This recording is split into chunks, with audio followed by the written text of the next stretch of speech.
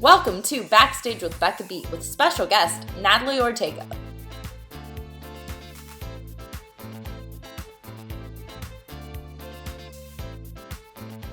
Hi everyone, and welcome to this episode of Backstage with Becca.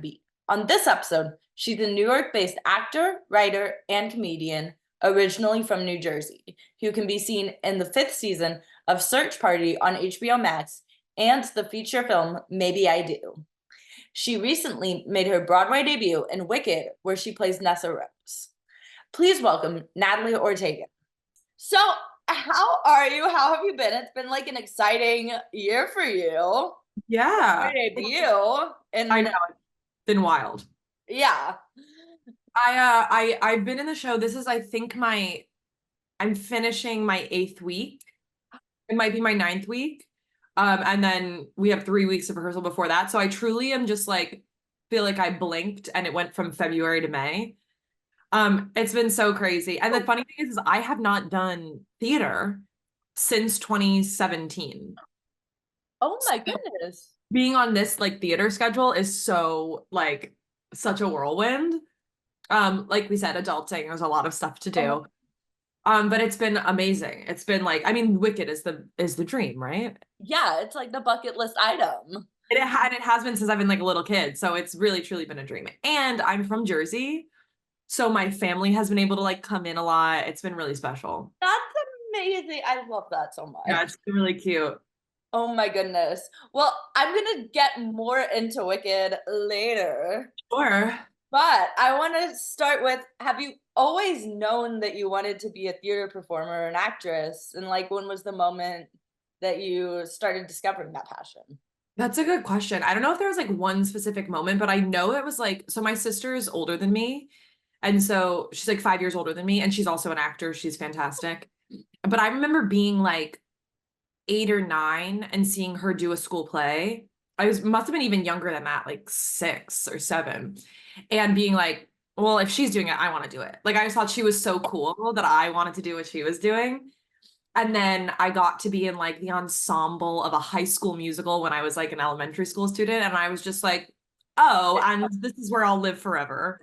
I just remember that being like so exciting. And my mom was not like, my parents are very supportive, but they were like, somebody be an accountant, please. I'm begging for an accountant. I begged. And my mom would like take me to acting classes like when I was a kid in like New York. So I just remember like that being the goal for so long. And Wicked was the first show I ever saw on Broadway. Do you remember who you saw in it? Original cast. I was like 8. Oh my God. Yeah. And I remember I sat like 5th row or something like that. And I remember like looking up and just being like, oh, well, I have to do that. Yeah. It's crazy. And so that was a huge part of me being like, well, that's why I think the moment when I was like, Broadway is the dream. Yes. But until then, I was like, I'll do a monologue for anyone who will pay attention to me. Yes. Like in the living room. I'm gonna say family party, barbecue. Yeah. Right. Yeah. I'll talk for everyone who will listen. Yeah, and the shows can go, and the shows when you're like that age go on for like 10 hours. Yeah. Oh my God. All day. My parents are begging me to stop. Yeah. They're like, okay, is it over yet? Good job. No. They're like clapping. They're like, okay. No, it's not over. Hold on. Act 10. Yes, Act 10. Love that. That's what my sister directed shows. Oh, cool. When we were little growing up. That's so funny. And every time our parents got up to leave, she's like, no, it's not over. Have you seen those TikToks of like people, they're like making fun of us when we were all little, being like, whenever I wanted to have a sleepover and my mom came to pick me up, and there's like a girl directing a whole dance routine to convince their mom to let them sleep over. I was like, that's so real. I did that for years. Oh my God. The TikTok, the relatable stuff on TikTok, speaking of like memes and stuff that are oh yeah. Oh my God. Could scroll. TikTok is such a whole, I will find myself in it for hours. Yep. And then be like, oh wait, it's not 7 p.m. anymore. It's 10 p.m. Yeah, and then you start getting those videos. It's like, hey girl, you've been scrolling for a long time. And it's like, how do you know? Mind your own business. Stop. It's like Netflix. Yeah. It's Yeah. like, they're like, are you still watching, you little freak? And it's like, yes, I am. Thanks. Like literally you're being judgmental.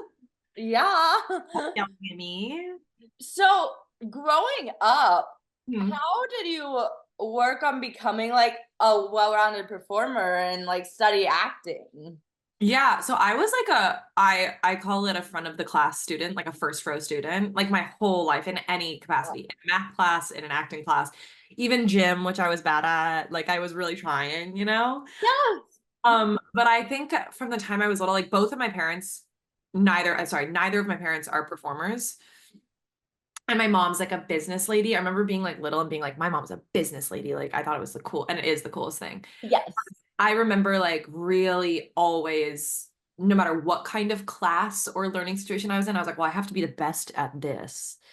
And then I remember asking my mom for voice lessons because she wouldn't let me like audition. I was like, I want to audition to be on Hannah Montana. And she was like, well, no. So we live in New Jersey and that's not happening.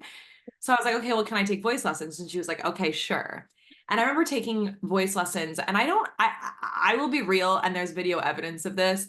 I was not always a great singer. I really worked hard to become a good singer.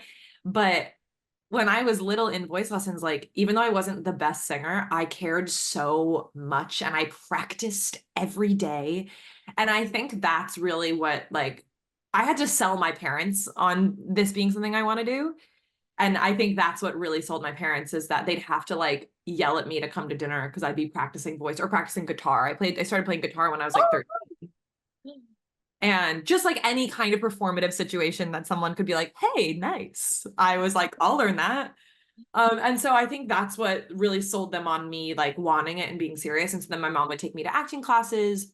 And she was like the least, I know like a lot of kids have, I've talked to like friends of mine who have been doing it since they were kids. I know a lot of people have moms who are like, I don't know anything about the business. I'm not a momager. And they are lying. And their moms are like Yeah, most like moms you've ever met. My mother was not that. She's like in marketing and she's just like, where are we going? But the second that I was like maybe in high school and I had been like really dedicating years of my life to becoming good at something, she was like, okay, I'll learn what I have to learn. But it was supportive but begrudging. She was never like a pushy stage mom, but she enjoyed it. You know, like I think the answer to this question is I had all these opportunities to like hone my craft because my parents were so supportive. And I think that that's like, you know, we talk about privilege in this industry. Money is a huge privilege. I didn't really have a ton of that growing up, but I did have parents who were like wholly supportive of me as long as I worked hard. And that's a privilege in and of itself that I didn't have to start when I got to college. Because that's the thing too, where parents like, you can do whatever you want when you turn 18, but when you're here, wow. Yeah, yeah. now you're living And under that's ours. amazing. And that's amazing too. Some parents never accept that, you know, but I had parents who supported me from like a really young age and like helped me to hone these skills. That that's incredible. And honestly, so you were like the child who's like Googling like where the Oh, auditions were and like telling your mom like this direction. dead 100%. Yeah. Or I'd be Yeah. like, we moved to LA for this role on Jonas, the Jonas Brothers Disney. Yes. And my mom was like, and here's the thing, no. You're like, wait, why not? She was like, Google something closer, babe. You're like, but I want to be in the show with the Jonas Brothers. Come I would on. make PowerPoints, girl. I would make like full PowerPoints of being like, this is why I should be able to be on the Jonas Brothers show. And No one, she's like, no love one. creativity. It's not happening. Oh, I mean, if you had invited me over for those PowerPoints, I would have been like, yes, yeah, Yeah, that's what I needed. I needed backup. yeah, yes. Oh, I would have been the backup because Thank you for that. I was like the number one Jonas Brothers fan, still am. Don't Maybe. even start me. We could do the whole rest of the hour on Brothers, I swear to God. Oh my God, favorite Jonas Brothers song. Oh God, are you kidding me? Which album are we talking? Favorite Jonas Brothers song is either I'm gonna do kind of like a deep cut. It's either Shelf, off of is Yeah. it is the album a little bit longer? Yes, yes, yes. Or I'm really gonna go back to like that like first album, About Time. Is it About Time? Yeah, it's about time. Yeah. I love every song on that album. Literally So, everything on that album is the best Jonas Brothers song ever made. What's your favorite Jonas Brothers song? oh my God, all of them. Yeah, it's so good. Even their I, new stuff, which I'm like, it's not the same as old Jonas Brothers. I still know all of it. I know oh my all. God. I've grown to absolutely like love the new stuff too. And I just like listen to the Jonas Brothers like tour Oh set yeah. list. But those OG albums, like Disney Channel era albums, I literally, if they were like, and for this next song, we'd love you all to lay in traffic, I would do it. Oh yeah, yes. 100%. I You're would do like, it. tell me what to do, Jonas Brothers. Here's a picture of me. I'm literally gonna pull it up and show you right now. There's a picture of me from when I was 13 years old. I went to the Jonas Brothers Burnin' Up tour and I got meet and greet passes. My mom won some contest or something. My mom, speaking of having an amazing mother, we couldn't get tickets to the Oh, show. wow. They were reselling for like thousands of dollars. And my mom Like Taylor went Swift. to like 50 different Burger Kings entering contests for me. I'm not even kidding. My mom deserves a trophy. Like, that's a good What? mom. Like, I wanted it so bad, I couldn't even tell you. I'm gonna find this picture at some point and send it to you because it's so embarrassing and hilarious. Oh, here it is. The luck. Now, before I show this to you, you have to know that I wore this outfit. Half of the outfit, you can't see because I bought a Jonas Brothers t-shirt, but under the Jonas Brothers t-shirt, I'm wearing a Where the Wild Things Are t-shirt. You need to know that I thought I looked so good that Joe Jonas might date me. Hey, Look yes. how excited I am. My teeth aren't even touching. They're like this. And did you give him your phone number? No, but I made a book because it was his 19th birthday that day of that concert. I made out of construction paper, like a 7-page card tied together with ribbons of 200 reasons why I love Joe Jonas. I forgot it at home, was devastated. And then years later, about 4 years ago, my best friend in the whole world got a job nannying for Kevin Jonas. Stop. And I was like, you got to show him the book. And she did. And I think he was horrified. Your mom was like, thank God she forgot the book during My mom like threw the book. She was like, what? I don't know where it is. this. She hit it. She's like, who? What book? You had a book?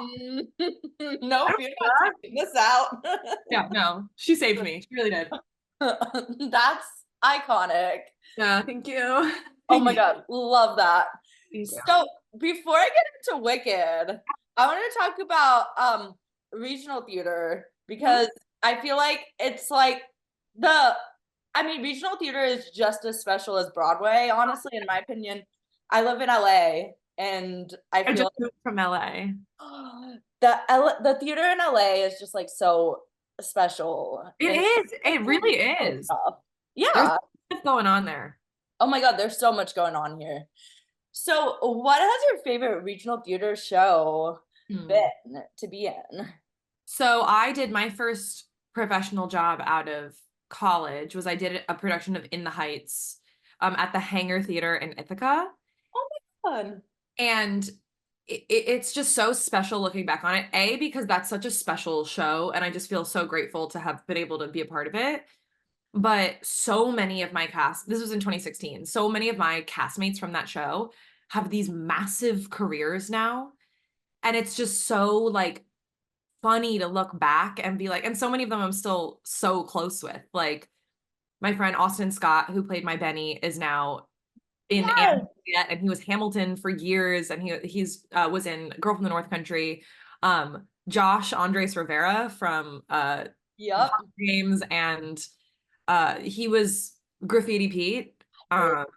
And it's just like we were all kids, and everyone, my friend Jerry Ann Perez has been on the national tour with Six. She was on Broadway and Waitress. Like everyone just has these awesome careers, and it's so wonderful to look back because I remember like being in it and being like, oh, this is so special. And everyone really likes each other, which like doesn't always happen at work. And so it's really been nice to see everyone have these great careers. That was such a special one for me. That definitely speaks to like the show too, like the casting of the show too, that like everyone has gone on. They did an Yeah. amazing job. That's crazy.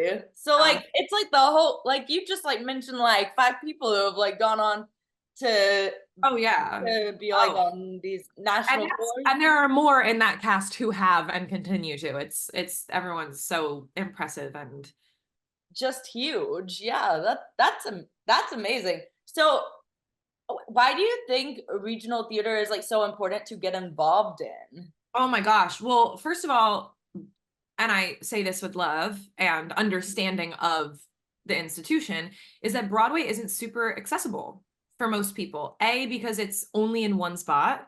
So you have to travel, a lot of people have to travel so far to get there. And B, it's really expensive. It's so expensive, which obviously it has to be. Yeah.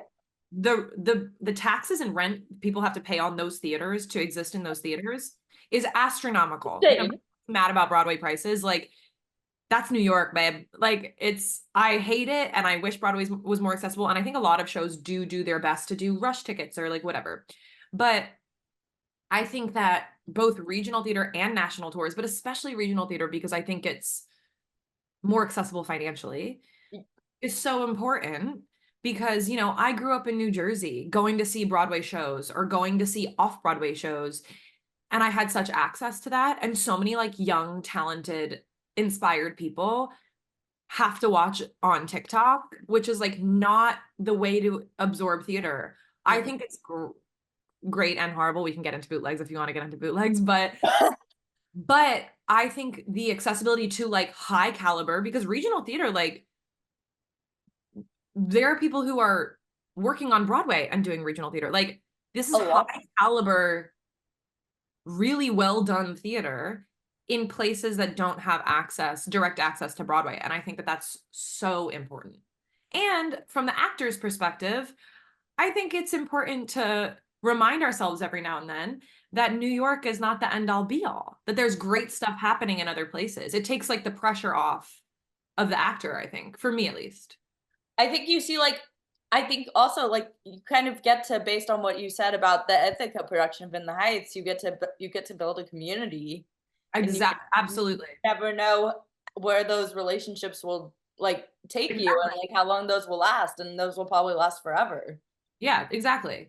I was my friend Austin, who's currently in and Juliet. It was so funny because we literally were kids together doing that. We were like 21. And then he and I were both nominated in or eligible for nomination in adjacent categories at audience Broadway.com Audience Choice Awards. And I was just like, that's so funny. It's just so funny. Does that, and it was just like that, and that is special. You start relationships with people there that Yeah. build and are a foundation for your working relationships moving forward. Yes. Have you gotten to like see any of your castmates from these shows productions before like your crazy Broadway schedule took over? Yeah, so that's I went to see Anne Juliet right before I opened because I was like, this is the last chance I'll have to see it. So I saw Austin in that. I'm trying to think of who else I've seen. Jerry Ann was on the tour of Six, Yeah. so I didn't see her.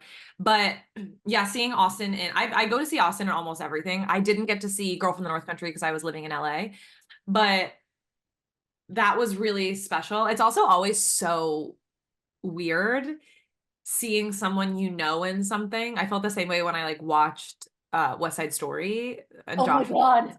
where when you know someone really well, my sister is a screen actor too, so I feel this way whenever I see her, where you kind of sit like this while you watch them because you're like nervous for them.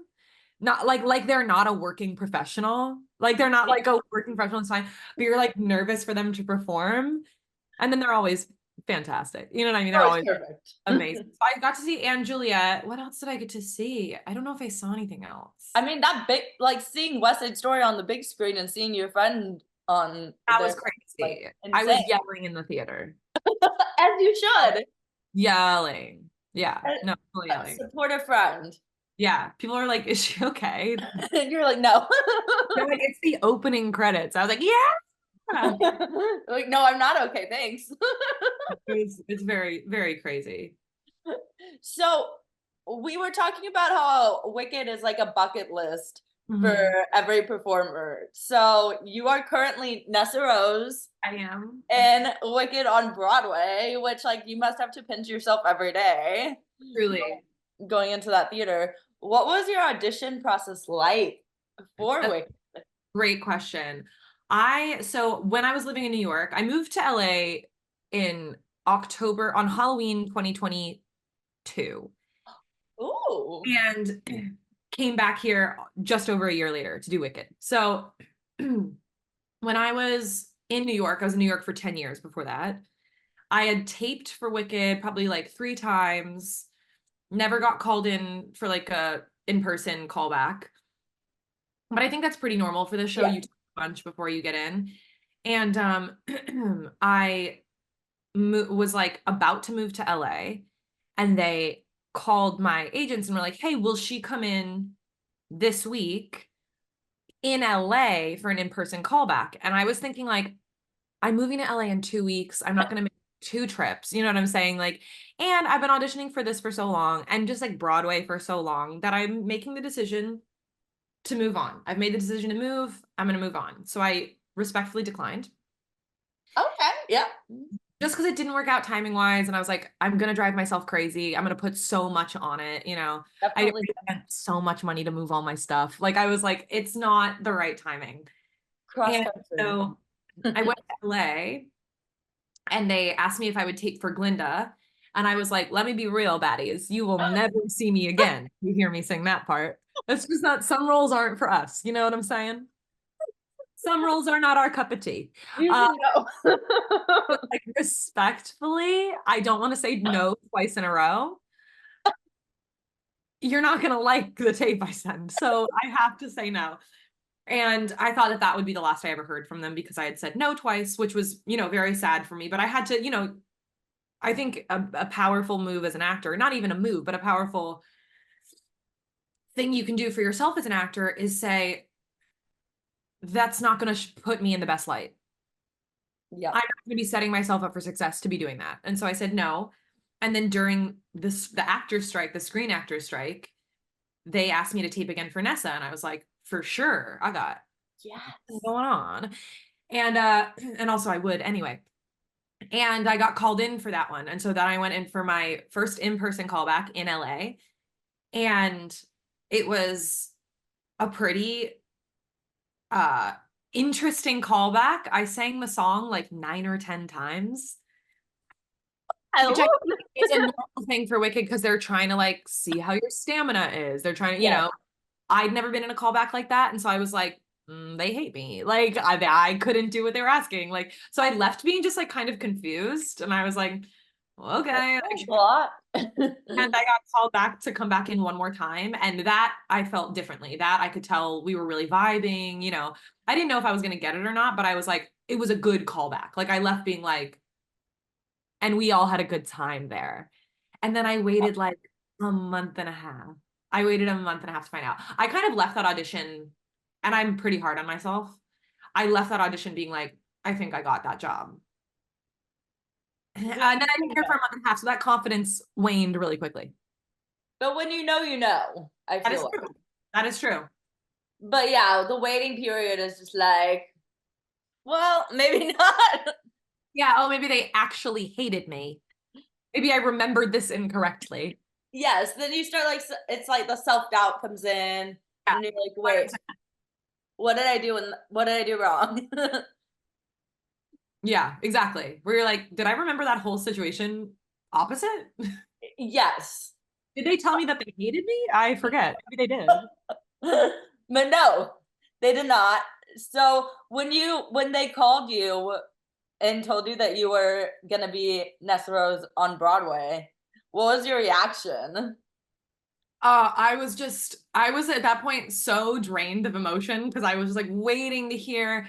And they had followed up with my agents had followed up with casting a couple times, being like, have we heard anything? And they're like, she's in the mix, hang in, hang in. And it was like during the 20th anniversary. So everyone was so busy. It was like, please don't. You're like, come on, please.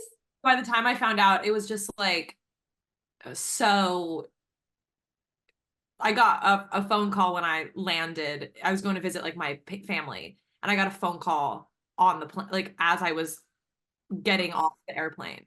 And so I got to like, that was like really special. But That's being able to call my boyfriend and like tell him was so special because we've been together for over 4 years. Like he's been around for so much of this, so many of the no's, that it was so special to share a yes with him. And then I got like the most special emotional part for me was I got off the plane. My dad was picking me up. And my dad, when he picks you up from the airport, does not just like wait in the car. He parks his car, he meets you at baggage claim. oh, Like Brad is like a full service butler when he's picking you up at the airport. And so I was crying and I ran down the escalator and he thought I had been attacked. Like, he's like, what? What's going on? I got on Broadway. He was like, I'm sorry, what? you what? And I told him and he was so happy. And we just like stopped to get a bottle of champagne on the way home and like like presented it to my mom and got to surprise my mom. So that was like, they've just been there through so much that Oh that my was like goodness. so special. Oh my goodness. He really took the full service car service Oh to yeah, no, he said he's acting like he's getting paid for this. He's not. the extreme with the champagne. Yeah. He's like, we're making a pit stop. Like, oh yes, yes. Did you tip? No, I'm kidding. I believe I didn't. Like, no, I don't think so. Child. No, no. So I have to ask, what brought you to LA before getting that, before getting the audition and the role of Nessa on Broadway? So I went to college in New York and I'd been living in New York since then. So I was living in New York for about 10 years. And my sister lives in LA and my boyfriend's brother lives in LA. So we go visit them we had gone a couple times to visit them.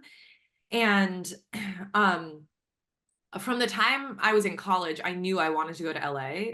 And I knew I didn't want to live there forever. Like I'm an East Coast girly, but I knew I wanted to like try it out, spend some time there, just like get a different. I'd never really gone away from home. Like I went to New York for college, but I grew up in New Jersey, Like next door. literally like 45 minutes away. So I had said to my boyfriend a few times, like, I really want to go to LA for a few years. And he was like, did not want to go. Did not want to go, did not want to go. And then at a certain point, I was like, listen, like when we're ready to like kind of settle down, obviously we want to be on the East Coast, but before then I was like really bugging him. And finally he was like, you know what? Okay, let's try it out for a couple of years. Like, whatever. What do we have to lose? We can come back if we hate it, you know?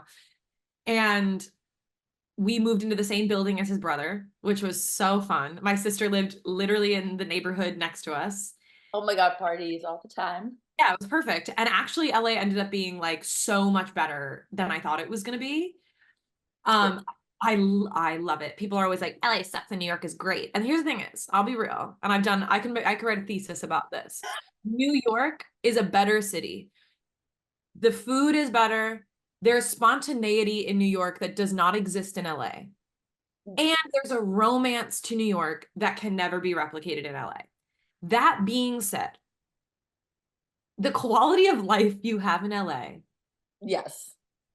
the stasis of my mental health in LA is so much higher because it's just like you have sunshine, you can take a walk by yourself, not afraid that you're going to get punched.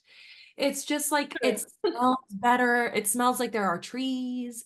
It's just a better place to live for me. But I can't see myself being a West Coast girly forever. But yeah, I just wanted to go out there to like get a change of scenery. I'm a comedian also, and my sister does comedy out there, and I was like, I would love to like go out there and see what the comedy is like, and I ended up loving it out there. Yeah, there's some good comedy clubs out here too. There are, yeah, yeah. Oh my gosh, and you could see like top-notch comedians. Oh, for sure. Which All the is time. Yeah. mind-blowing. Yeah. To see.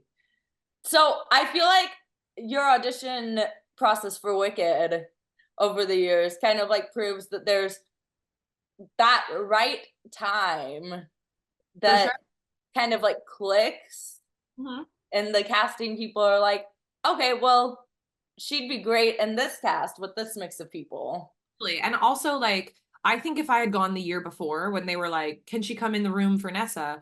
I think I would have wanted it so bad. Not that I didn't want it when I went in later, but I didn't have a ton of other stuff going on because I was leaving and getting ready to move. Like it would have been just like so big in my head at that time that I wouldn't have done a good job auditioning. I'm not a great auditioner. I get really nervous. But by the time I went back, I had so much going on in LA. I was writing, I was on a comedy team, I had like all this stuff that I was like, obviously I want Wicked. Like, let's not pretend Yes. we don't want Wicked. But I was okay if I didn't get it. Like it wasn't gonna shatter me. And I think that really having the time to arrive at that mindset completely changed everything. And yeah, who knows if when they were casting Alyssa and Mackenzie Kurtz and all these people, if I would have fit into that group. Like it's just a matter of timing. Yeah, it's like their equation, kind of Yeah, like they totally. have an equation and they're like, will this work? Totally. And you don't know what they're thinking inside inside their heads, Exactly. but it Exactly. always works, I feel like, with Wicked especially. That's why it's been Oh, on. you can't, and that's one of the I think Jordan Litz told me this, where I was so nervous coming in because obviously it's like the biggest thing ever and it's my Broadway debut, so Huge. a lot of pressure. And he said something like, he's like, you can't break Wicked. You can crack on a note, you can forget a line, you will never break Wicked. Wicked is a machine that keeps moving in a great way. Like it is a magical thing that people love. You will not be able to break it. Yep, yep. And that's a really freeing thing because you're like, oh, okay, I could take a little bit of pressure off and try to enjoy. Yes. I interviewed Jordan too. He's very wise. Very wise and he's very sweet and so talented. Oh Are you my kidding? God. Yeah, I saw him, I think, on tour when the tour kicked back off in Dallas. Yeah. Because I was living in Dallas at the time. Cool. And he was like stepping into understudy Fiero. Yeah. Really He's neat. a freak of nature. He's so talented. So good. So, how do you prepare to make your Broadway debut in Wicked? Like, how do you yourself like step back and you're like, okay, so I'm making my Broadway debut. Like, I gotta like prepare for this and like Yeah. get that confidence. Yeah, a healthy dose of panic at first. Get the panic out. You know what I'm saying? Oh yeah. Mm. Um, you know what's funny is like I remember like before I went into rehearsals being like, not that it was gonna be easy, but like I played in other shows roles that in my mind were more demanding. Obviously, like I'm like I get to sit down for most of the show. I really only sing one song, and it was not that easy. It's hard. Broadway's hard. Especially that second act song. Yeah, Like that's babe. all. Yeah, babe. Also that wheelchair, hard work. Oh, I can imagine. It looks hard. Stage, I'm looking up. I'm like, it's not easy. And so I did a little bit of catch up. Like I didn't, if I like could tell myself now how to prepare, I would be like, work out, strengthen your core, strengthen your arms because your neck is gonna do a lot of the work and you're gonna have to go to physical therapy. And I also would like really do a little bit more soul work before I started. Like I just was like a kid on the first day of school, which is like part of that's exciting, right? You want to feel that as an adult, like you want to be able to feel those magic moments. And I did. But I also like was trying to while learning the show in the rehearsal process, also like step into my power as like an actor and not, I was lucky to be there. Like we're all lucky to be there, but I also earned my spot there. And it wasn't a handout, but in our heads, we're sometimes like, oh, everyone's so great and I'm just me. And it's like, Comparing. get it together, babe. Get it together. Because you're on Broadway now and you got to do it. You got to figure it out and you're not helping yourself. So I think I would have done a little bit more like heart prep if I could tell myself to. But yeah, like mostly it's like I've been singing since I was a kid. So a lot of it was just like making sure I was in shape. Because it is like working out, it is like a muscle, Oh it'll my go God. away. And just getting healthier. Like I like making sure I'm eating the right things because sometimes I'm not very cognizant of that. Oh, I never am. I eat a lot of French fries a lot of days in a row, and then I'm sick, and my boyfriend's like, I'm like, I don't know why I'm sick. And he's like, you ate French fries for every meal 3 days in a row. And I was like, for sure, that is why I'm sick. You're like, oh, maybe that has something to do with it. It's literally not even an exaggeration. Like we were at a party around Christmas time and I was like, I need to leave. I need to go home because I was so physically ill. And he was like, what did you eat the past couple days? I was like, well, yesterday I ate French fries and then potatoes and then French fries and like nothing else. Like I'll just eat like massive plates of French fries. And he's like, I love you. I love that that brings you joy. You gotta eat like a protein or something. I was So like, no, no, absolutely, absolutely. So like making sure I have enough energy to do this show was like top of my list. oh my gosh. Yes, Yeah, definitely. Especially with that break stage. Like, babe. Oof, how do you oof. learn to roll the wheelchair on that break stage You without falling? give me a bunch of time to practice. I did almost roll off backwards once during my put in, and Oh, I was not even I'm not even making a joke right now. I was 7 inches away from killing our conductor Dave Pepin. Like I was gonna fall wheelchair and all straight on top of him. And oh, uh associate choreographer literally had to step between me and the grate at the front of the stage. I just did not know that nobody was behind me. Nobody told me that they were behind me, but I was just like, someone's pulling me. No, oh I was genuinely no. on the stage. So it's they did give me a lot of practice, which is so great because it is really hard. The wheelchair on that rake is really hard. Also because when you're not rolling it like in the rehearsal room, the stage is mapped out on the floor, but it's flat. Yep. And so you get used to moving the wheelchair in there, and then you get on the stage, and when you push it on a rake stage, one wheel goes farther than the other, so you're turning in circles, and you're like, oh my God, I have to relearn how to do this whole thing. So No. I would come in like a half an hour before half hour every day during rehearsal and just wheel around the stage. You're like, let me make sure I don't like kill anyone during the actual show. As serious. And sometimes it still gets me. Like the other day, there's this, it's called the train station scene right before Emerald City. And it's the last moment where Glinda calls Bach Bick and he screams, and I try to like roll after him. And Mary Kate Morrissey is to my left. And I go, Bach! And I go to roll after him, but like one of my wheels gets stuck in one of the mats on the stage. And I just turn 180 degrees behind Mary Kate. And there's nothing I can do at that point except like scooch my chair back around and keep Try to be moving smooth. in dead silence. And I was just like, oh God, that's live theater, babe. Oh my God, you have to like try to be smooth and fix it in the moment. No, there's no trying to be smooth. There's just like a 1 sec. Hold on. Yeah. Hopefully no one notices. And I could like feel, you see it at the corner of your eyes, like the girl's like shoulders shaking, like they're like laughing. And I'm like, yes. You're like, okay, I did it. I made them break on stage. Yeah. Oh my gosh. That's a thing too, is like the people that I work with are the most professional, qualified, like truly like it's so impressive to watch on stage every night.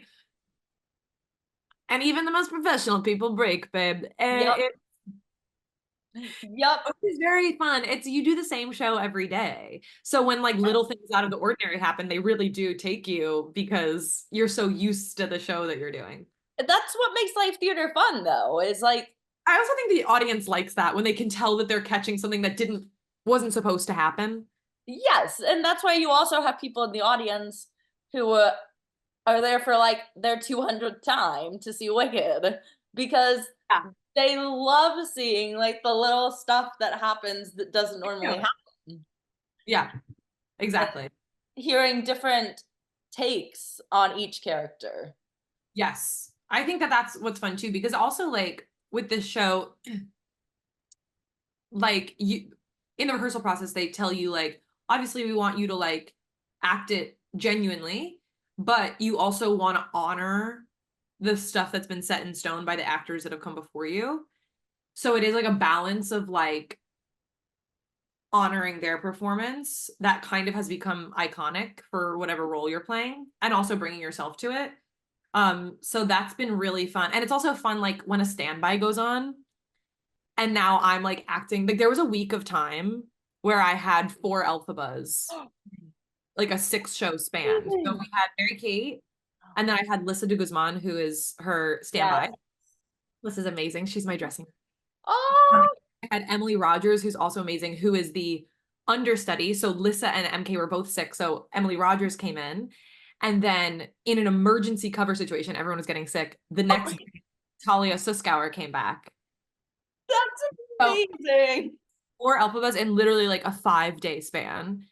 And that's actually so fun as an actor because you're like, It's you have to different. pay attention now. You can't just like shoot off your lines how I would normally do them with MK, Yeah. because I have girls giving me different stuff, which is awesome. You like have to pay attention again and actually like kind of spar.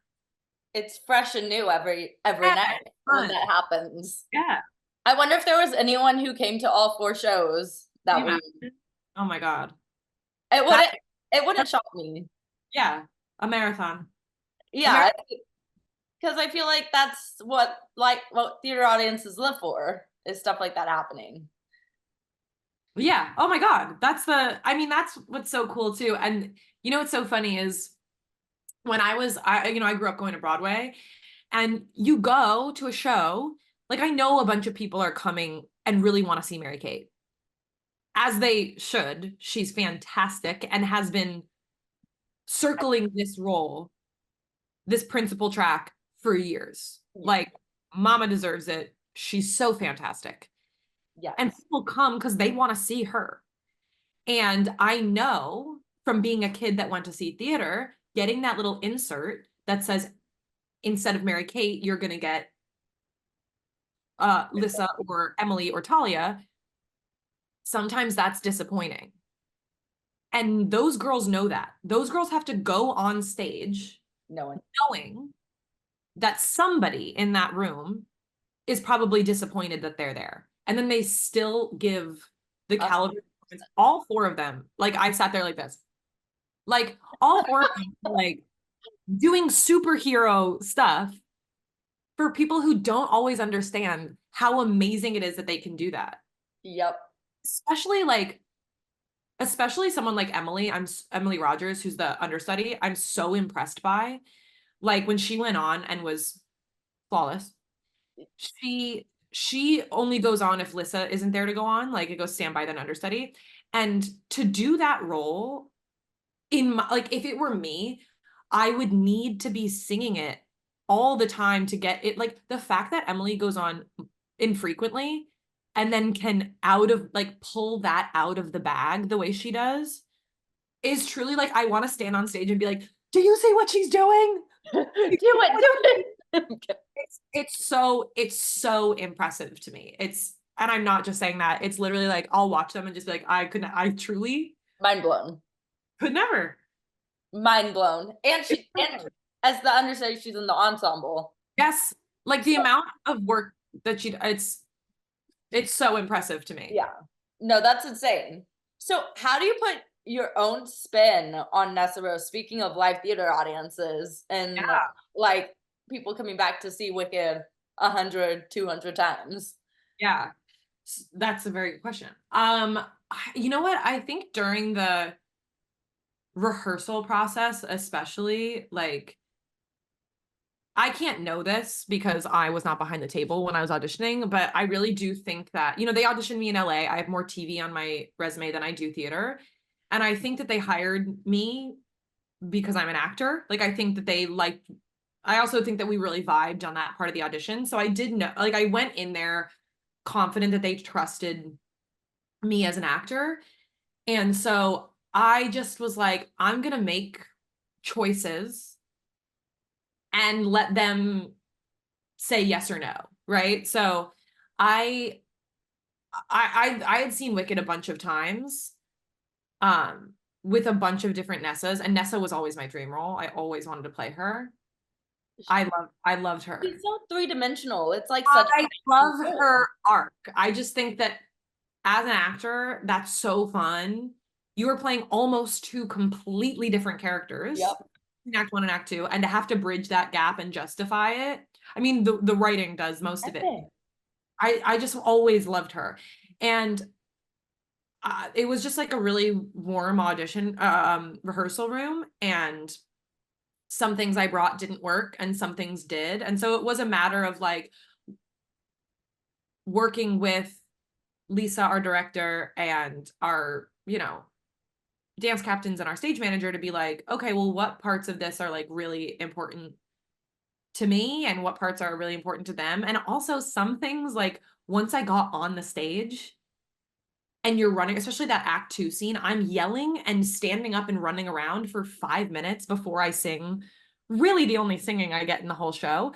So I had to start adjusting my acting choices so that I could vocally do what I had to do at the end of the scene.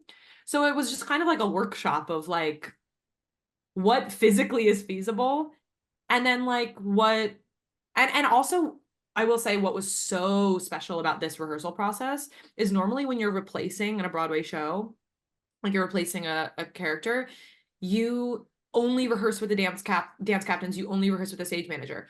But me and Mary Kate and Alexandra Socha and Donna and Brad, the Morrible and the Wizard, were all being put in at the same time. So I got to create my character with Mary Kate. I got to create stuff with Alexandra. It was like that made it so easier to make like authentic choices than just like acting with a stage manager is also fantastic, but not the same, That's amazing. So you're seeing like this high caliber of talent in front of you, and you're like realizing, hey, I'm part of this. Yeah. Yeah. Totally. Which must be like also such a pinch me moment, like a pinch me honor moment, because 100%. 100%. to look around and be like, oh, okay, I'm on these people's levels. Awesome. Yeah, no, exactly. It's crazy. It was so Confidence boost. Yeah, literally. I'm like, okay. Love it. So what was the day you made your Broadway debut like? It was so, what's so funny is like it felt like, not that I've ever been married, but it felt like a wedding, where you're like, is everything where it's supposed to be? Is everybody having fun? Okay, now I have to do the actual thing. And now we're going to go to a party and I have to make sure I say hello to everybody. I had friends who flew out from LA. Oh, I'd known for 10 months who came to see that show. And so the most special moment for me, because also like the actual act of my Broadway debut, like doing it and bowing, was all so surreal, that I almost couldn't process it until after, because I was just like, whoa. Yep. But the moments of that night that I could process in real time that were so emotional and so like fulfilling for me was that my whole family was there. My extended family was there. I had people flying out from California, from South Carolina, from like everywhere to come see this night. And that was what was so special, is because like so many of those people were part of it for so long. I had friends that I hadn't seen since college who came, and it was just like, that was my favorite part of the night. How do you not just burst into tears on stage during that second act Nessa scene, like knowing all that? Oh, well, here's the thing is, it's so funny. Like that night, there were so many people there for me that I was having a hard time focusing. Like I got entrance applause and I literally was like, said to my boyfriend, I said, if you clap when I enter, I will break up with you. I like didn't, I was like so embarrassed. And now looking back, I'm like, you know what? That's amazing. MK had like 30 people there. Like we all had our families there, but when I have somebody in the audience, and it's getting a little better the more I do the show, but when I have people in the audience, even now, I'm like aware, not nervous, but I'm like really aware that they're there. You know what I'm saying? That I'm still in the show, I'm still doing my job, but there's like a little thing in the back of your head being like, somebody's here. Somebody that you know and love is here and watching. So there's a lot going on in my head when I have people there that I know. Oh my God. And how do you, I mean, you mentioned it's fun for you to play that arc, that Nessa arc, but how did you go about like tackling that in the rehearsal process? because Yeah. it is an insane role. I feel like it's probably I feel like it's like the hardest role in the show because it's like switch That's so like you switch a flip, like flip the well, switch. yeah. That was the thing that I was like the most interested in rehearsal was like how to like I know why she switches the flip the oh my God, why can't Flip the I switch. flips the switch? Yeah. But I want like how do I as an actor make that clear to the audience? Because I think that, you know, we're supposed to be on Elphaba's side this whole show. We're supposed to be. And so I think it's really easy for Nessa to become a very unlikable person. I think it's easy to not like her. I think it's easy to write her off. And I was like, well, this whole show, what it's done for the Wicked Witch of the East is endear us to a character that for decades, almost 100 years, we were taught to hate. Yeah. We knew that we hated the Wicked Witch of the East. We liked Dorothy. We liked Glinda. We hated the Wicked Witch of the Wicked Witch of the West. And so I was like, well, I think that's the point of the whole show for every character. So in the rehearsal room, I really was like, I want to find the moments where, because I love Nessa, right? I love her and I want them to love her.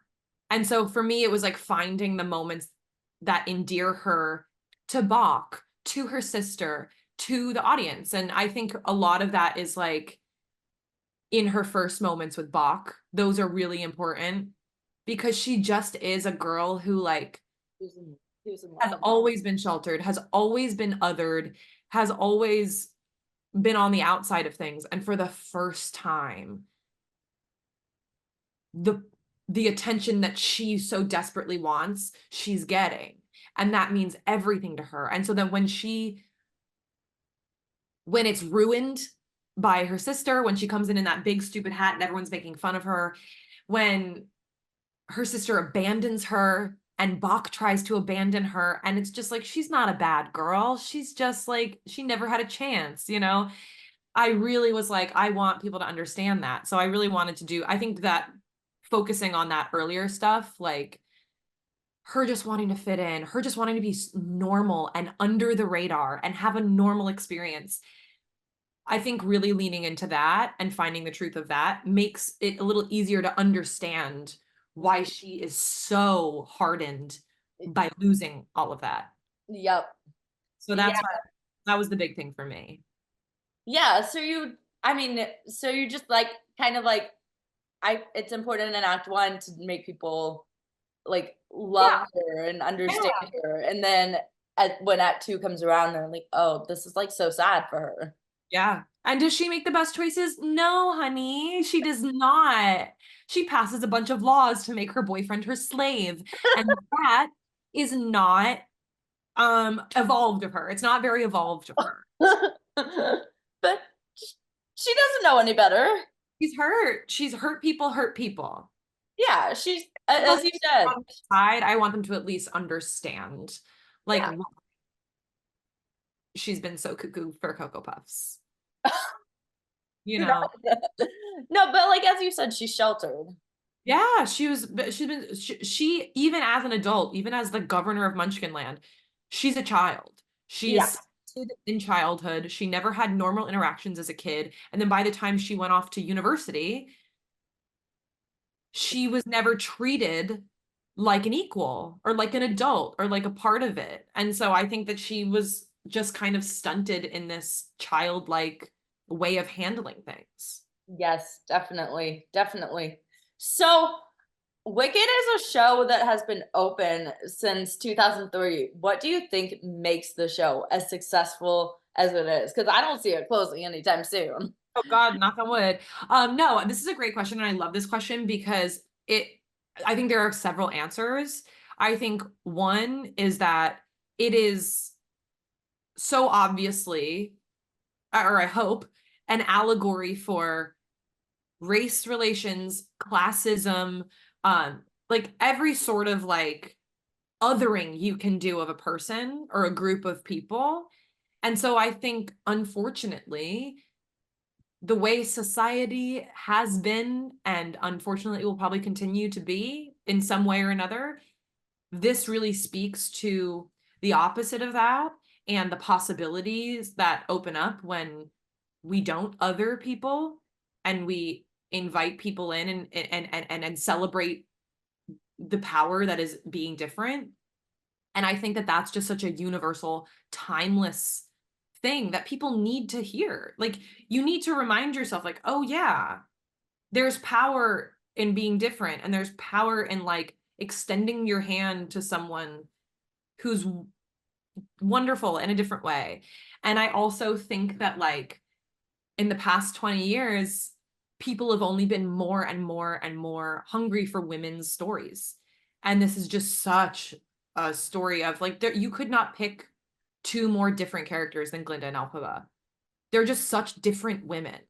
And I think that's so evidenced like towards the end, during Thank Goodness, when when Fiero's like, you can't leave because you can't resist this. And Glinda goes, well, maybe I can't. And she admits to that part of her, that superficial part of her. But we love her anyway, because we all have flaws. We all need validation in ways that aren't healthy to other people sometimes, you know? And so if we can love these women for their true like essence and not their like all of their flaws that are really obvious, maybe we can start to love ourselves and each other in that way. And I think these kind of women's stories are like hopefully always going to be called for. And then the movie's coming out in November, and we only hope that that will be, you know, great for Broadway too. Oh my God, it will be. I've already thought about the ticket sales Oh for my God, for Broadway and like the tour when the movie comes out, and I'm like, I love it's it. gonna be insane. There's gonna be a whole new group of people coming to see Wicked. Love that. I Like, love it. y'all are gonna be welcoming audience members who have never seen it before or have never seen a Broadway show before. And that's what, and that's, I love that. That's what it should be. Yes. Yes, it's gonna only increase the love for Wicked. Your lips to God's ears. Yes. Yes. So, what are your dream roles to play on stage Oh, to that's such manifest? a good question. Um, of things that are currently running, I would love to do a role in Six. Oh, It just seems like such a fun yes. show. I would love to do Six. I think like, who's the green one? Bolin. Bullet. Yeah, Yes. I would like to do Bolin or Kay Howard. Oh my, Um, I love them. And then I would, what else? such a fun show. I mean, Rent is my favorite show ever, ever, ever, ever. I would kill to be Maureen. I would love to just do I could see it. Maureen moment. I would die for it. But then I think I would love to originate a role in like an actor musician show. I'd love to play some sort of like if they made like a Linda Ronstadt musical and I could like play guitar, I would love to do that. Yeah. I would love to play a 45-year-old Taylor Swift in 15 years when they make a Taylor Swift musical. Oh my gosh. And I'm like old narrator Taylor Swift, and some not playing is real Taylor Swift. Kind of like Beautiful Noise-ish type thing, Yeah, or yeah, yeah. like the Carole King musical, or like the Cher show where they had like 3 shares. Yes. Yeah, Oh my God. Three different Taylor Swifts. no, 100%. I want 3 Taylor Swifts. Yeah, give people a chance. Give like 3 people a Taylor, chance to play. Yeah. oh, 4 Taylor, and then like a 45-year-old Taylor. So it's me like smoking a cigarette, looking back on my life. Listen, there could be like 8 Taylors. Yeah, the more Taylors, the merrier. It's gonna have to be a 2-part show, like Cursed Child was. And I think that that's true. Yeah, she's just got too much good stuff. Oh my God. I'm like dying to see this show happen now. You know, I'll find a producer. Oh my God, do it. Yes. Or like produce it. Yeah. Just like go Yeah, ahead and be like, hey, I have a great idea. I do. Like, listen, please let me produce this. No, Okay. Do you have the rights? I'm like, no. I don't. Cabaret style. We're gonna do it for free. Yes. So, what advice would you give to performers in the industry who are like who are want to be on Broadway, want to be on national tours, or like just want to dip their toes into like theater roles and like be on stage, whether it's regionally or Broadway? This is the advice I wish I had when I was like 18, is I would say train in all areas to make yourself as well-rounded as possible. Like, I know it sucks, go to the dance class. If you're not a dancer, like just go. But that being said, train in all areas to make yourself well-rounded, but also know what you do really well, like know what your magical thing is and drill that home. Go for those roles, build your resume with roles that reflect that, and don't try to fit yourself into this. Like, don't go to every audition just to say you went to every audition. If there's a role or content in a role that doesn't shine you in the best light, don't try to force yourself into that, because it's the quickest way to make yourself feel like less than or not good enough. And it's like, well, no, that thing is just not your superpower. This thing is. I think people like Sutton Foster can do everything. She can do everything. But we can't all be Sutton Foster. I know I'm not. We But can really, dream in it's our really dream. about, like, yeah. It's about finding your superpower and having all your other skills be honed so you can pull them out if you need them.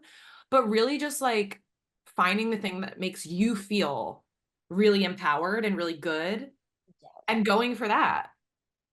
Yes. Oh my God, that's a really perfect answer, honestly. Thanks, that's nice. No, I feel like that's truly like one of the most inspirational answers that I've heard. So, I just think it's so easy to feel like so much is happening around you and you're missing out on stuff, or that you have to audition for everything, or that you have to be able to sing classical musical theater. And it's just like, we're not all built the same. no, everyone's journey is different. No. And Idina is not going to play a role that Audra is going to play. Like, you know what I'm saying? Like, we all have different voices. We all have different superpowers. Barrett Weed is not going to play a role that Laura Osnes is going to play. Like, but they're both like I think Barrett is such a good example of knowing what your power is and Hmm. and and finding that lane. Yes. He has a well-rounded set of skills. But yeah, just making yourself not feel crazy. Yep. Not, yeah, and not comparing to Yeah. Oh, it's well, so yeah. it's so easy to do it. And so if you can set yourself up to be in a position where you're not comparing yourself to someone who just has a different superpower than you, I think it's a lot easier to stay level-headed. Yeah. I mean, there's like no one else. Every performer on Broadway right now, I feel like is totally unique. Yeah, yeah. And that's the reality of the business across the board, and it always will be that way. And there are some absolute amazing freaks of nature like Sutton Foster who can sing and do anything. Power to her and power to her. But we're not it's okay if you're not that. we Yeah. can we can dream in our dreams. Yeah, Yeah, and make believe land somewhere we can all be Southern Foster. exactly. So, before I get to my last question, where can people follow you on social media to keep up Yeah. with what you're doing and for more inspiration? Yeah. Oh my God. Hit me up on socials. I'm on TikTok and Instagram at Natalie Grace Ortega. Awesome. And I'll post in the lower thirds and description below your social media handles. Lastly, do you have anything you want to promote, or do you just want to tell people to come see Wicked on Broadway? God, come see Wicked on Broadway. It's a really good play if you haven't seen it. And yeah, check me out on socials. I'm also a comedian. So I do musical comedy and like silly music videos and stuff. So until you come see Wicked, check me out on socials. Yes. So like so you're gonna produce like a comedy musical that's gonna be on Broadway and then in like the Oh next. yeah, yeah, yeah, exactly. Yeah, yeah, that's the plan. That's the plan. Yeah. That's what I got from that answer. So, yeah, yeah, for sure. I was like, okay, so we're gonna see you produce a show on Broadway that's like a Give it comedy. about 8 years, but that's the plan. Yeah. Okay, awesome. Manifesting that. Tony Award winner. Thanks for watching this episode of Backstage with Becca B. You can follow me on Twitter and Instagram at Becca B Talks TV. Or for more exclusive content from this interview and more, you can follow me on Instagram and Facebook at Backstage with Becca B. Make sure to subscribe to my channel and like this video. Or if you're listening on Apple Podcasts, go ahead and give me a 5-star rating. Thanks for tuning in, and I'll see you guys next time.